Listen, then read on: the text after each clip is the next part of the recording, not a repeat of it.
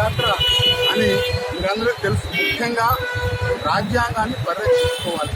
రాజ్యాంగం కేవలం ఒక మనిషికో, ఒక పార్టీకో, ఒక వ్యక్తికో సంబంధించినటువంటి కాదు. యావత్ భారతదేశంలో ఉన్నటువంటి ప్రతి వ్యక్తికి సంబంధించినటువంటి రాజ్యాంగం.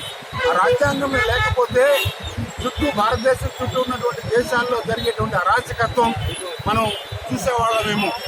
పాకిస్తాన్ తీసుకోండి, అదేవిధంగా శ్రీలంక తీసుకోండి, బర్మా, నేపాల్, భూటాన్, ఈ ఆఫ్ఘనిస్తాన్, ఈ ప్రాంతాల్లో ఉన్న వాళ్ళందరూ కూడా ప్రజాస్వామ్యాన్ని మరి మనమంతగా వారు రుచి చూడలేదు. ఎన్ని భాషలు, ఎన్ని మతాలు, ఎన్ని కులాలు ఉన్నటువంటి విశాల భారతదేశంలో ఈ రాజ్యాంగం చుట్టూ మరి ఆ బంధం అనేటువంటిది రాజ్యాంగం వల్లనే ఇప్పటికీ కూడా అందరం కూడా భిన్నత్వంలో ఏకత్వాన్ని సాధించగలిగాం. ముఖ్యంగా ఈ దళిత బహుజన ఫ్రంట్ మీరు వినయ్ కుమార్ గారు కానీ అజయ్ గారు కానీ చెప్పింది చూశారు.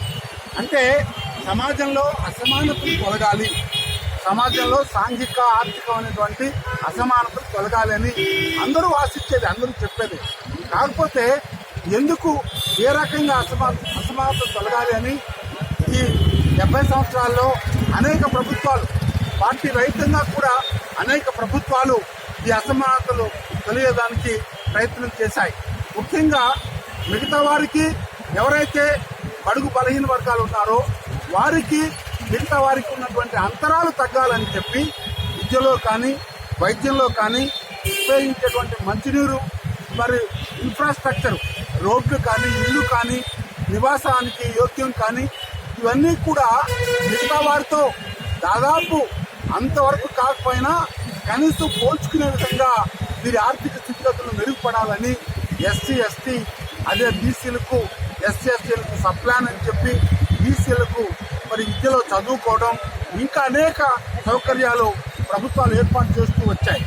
వాటిని తూట్లు పరిచే విధంగా ఒక రకమైనటువంటి మరి చిన్న చూపు చూస్తూ ఇప్పుడు ఉన్నటువంటి కేంద్ర ప్రభుత్వం కానీ, ఇక్కడ కొన్ని రాష్ట్ర ప్రభుత్వాలు కానీ చేస్తున్నటువంటి ఒక అంశాల మీద ప్రజలు అవగాహన తీసుకురావడానికి, చూడండి అయ్యా మనం జరగాల్సింది ఏంటి, జరుగుతున్నది ఏంటి అని చెప్పి అందరికీ కూడా మరి అవగాహన కల్పించేటువంటి యాత్ర శుభప్రదం కావాలని చెప్పి మనవి చేసుకుంటూ, మరొక్కసారి ఈ ప్రతి మండలంలో మరి అజయ్ గారు చెప్పినట్లు మండలంలో వెళ్ళినప్పుడు కూడా కాంగ్రెస్ శ్రేణులు మరి యాత్రను సహకరించాలని మనవి చేస్తూ సెలవు తీసుకుంటారు.